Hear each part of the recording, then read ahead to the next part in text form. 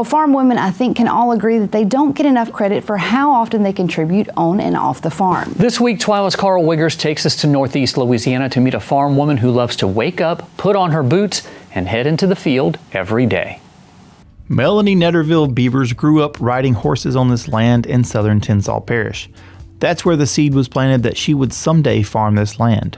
And I always thought, how cool would it be to be the farmer? However, as a young girl, Melanie did not even know where to begin. How do you go from, Mom, I want to wear my boots to work every day, to a career? Especially being a woman trying to get into agriculture, that step, was scary to me. Fast forward a few years, an ag business degree, some valuable work experience, and a husband, and now that dream is a reality. When I met Cody, it got a lot easier of a decision because I found somebody that was willing to build that life with me. And then it got fun.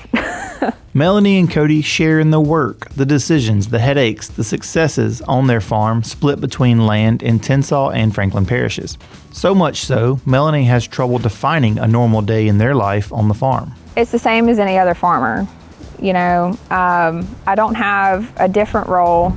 Me and Cody share in every decision 50-50. And every role 50-50, whether it's driving the equipment or mixing chemicals, picking up seed or picking up parts or delivering lunches. She's been the pillar of my success, and it's a pillar of this farm's success just to have her here and have her working alongside us every day. I will give him more credit on being the mechanic of the operation. I'd say he's the mechanic and I'm more the agronomist. We equally share our parts on there and play to each other's strengths, which is at the end of the day all we can ask to do. Right now, they're sharing in the task of planting a corn crop, loading seed, checking depths, and discussing the seeding rate up to the very last second is how this couple works.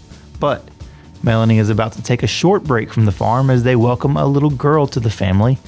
She says farming through pregnancy has really opened her eyes to some of the ways that she's not just any other farmer. You don't have to be pregnant to experience being a woman in agriculture, but I will say having to experience work while pregnant has been an eye-opener where I feel like, wow, I'm actually doing this thing. Like I'm choosing to be a woman in this industry and farm every day, even though, I still have to face, woman type struggles. And that's kind of when it's kind of hit me more so than it has in the past years. In the past years, I really don't think about it at all.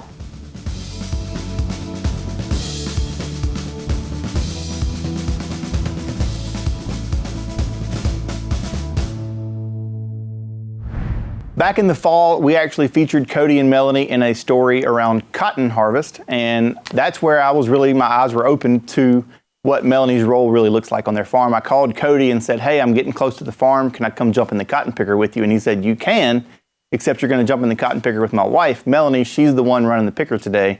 And really since that time, the seed was planted, and I said, I'm coming back to do a story just about Melanie.